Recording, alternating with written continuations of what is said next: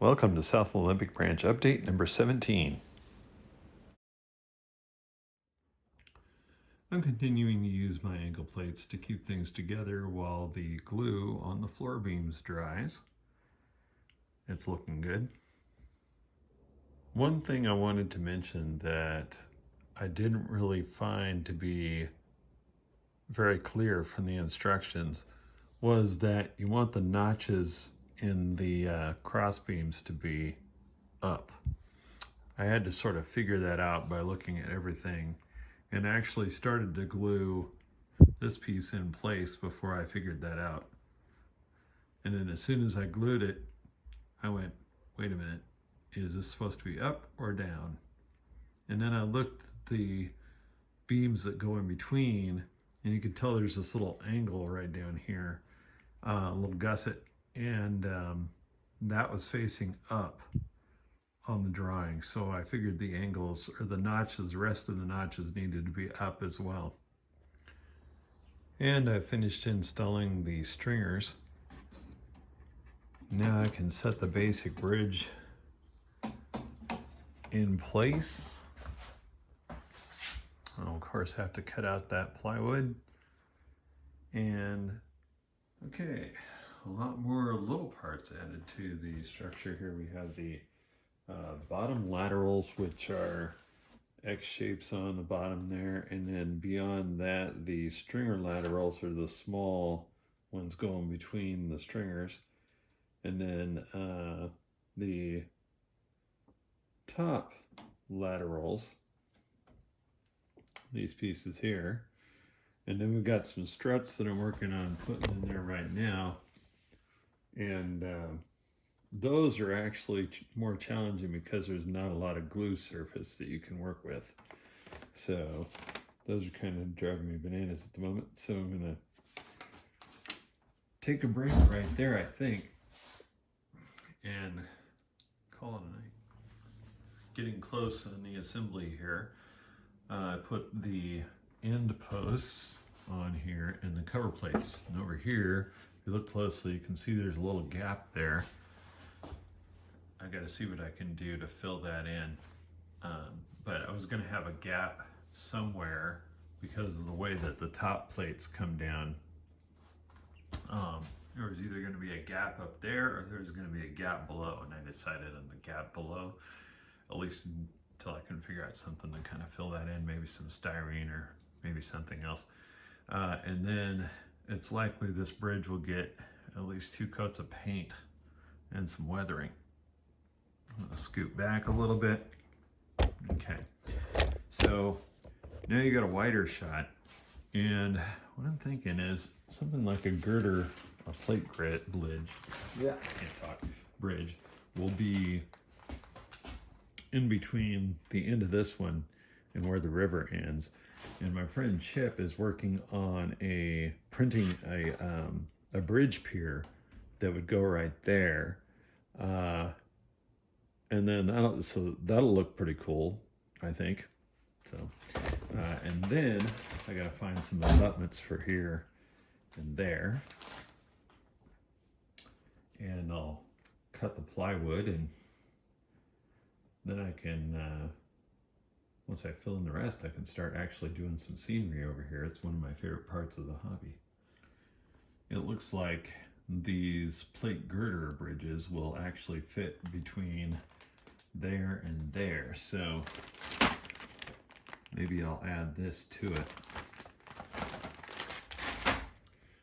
I decided to go ahead and try assembling the Walther's plate girder bridge. This one is a like a 50-foot model, and I'm thinking maybe I'll get a shorter one, do that instead. But anyway, this does fit, so I could do that.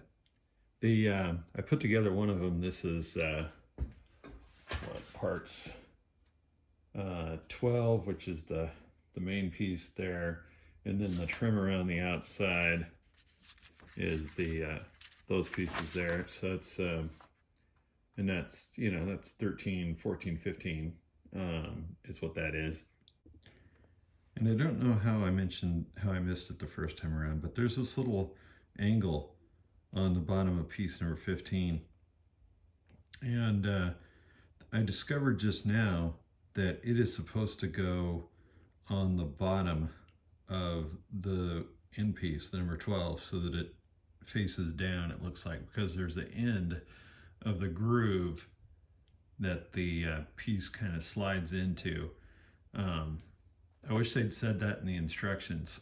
To help line this, the bottom piece here up on the bottom of this, they put this little like notch piece sticking out there. And you might notice that there's some sprue points there that I've kind of trimmed. I've actually, looks like I need to trim that one back some more as I'm looking at it on camera. But one of the things I'm finding is that the notch that's supposed to mesh up with this isn't the same length. This is getting all blurry when I show you guys this, but it doesn't really click into place very well. So in addition to going along with my knife and kind of notching off these sprue points, like I should have done right there, I'm also trimming back that notch a little bit, that little lip that sticks out there, to be able to actually make this fit.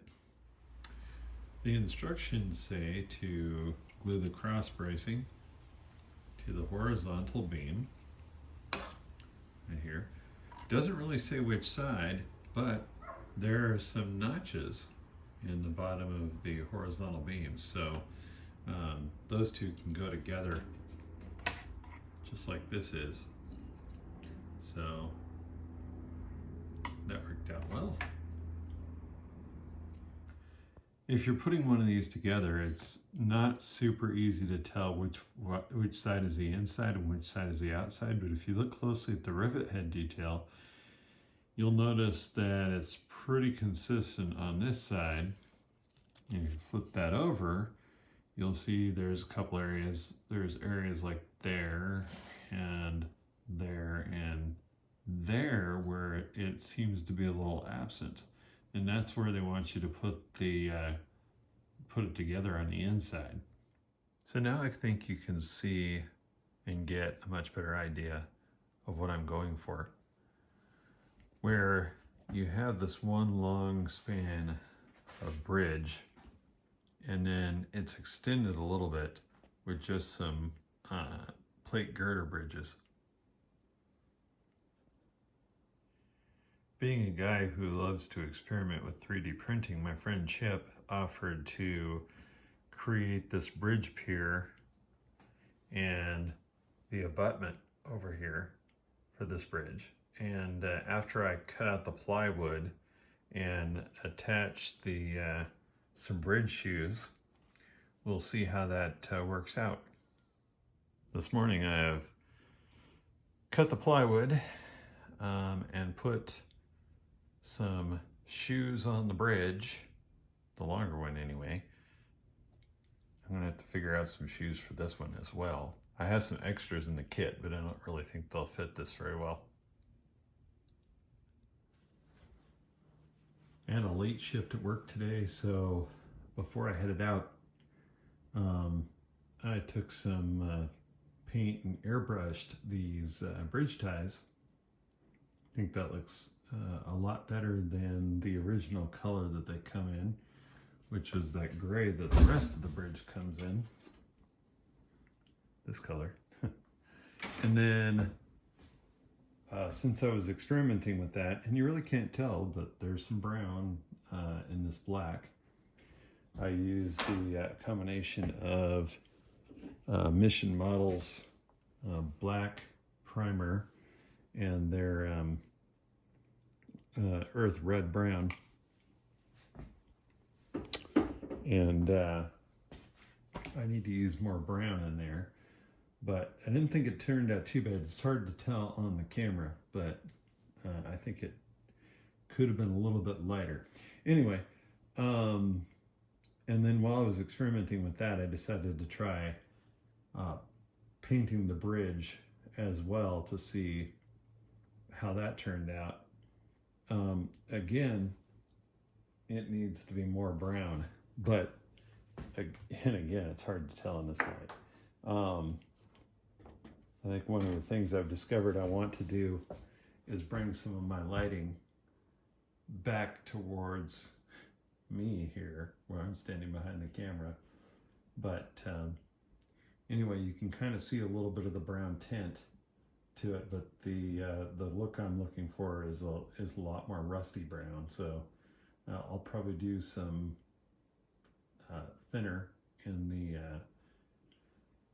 that earth brown and go back over it. Although I'm far from done with this bridge, as you can tell. There's still a lot of gray there.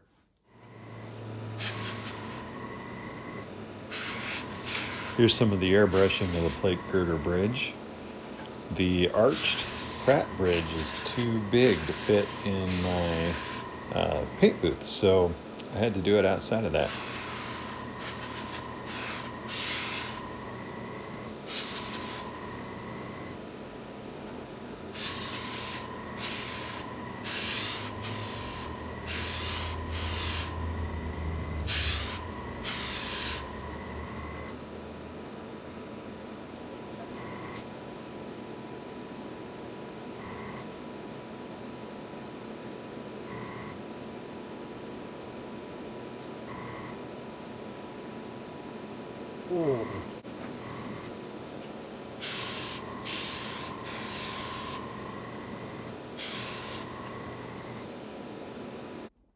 I just spent the last 2 hours painting the bridge and other parts, and in the video it doesn't really look as brown as it does in person.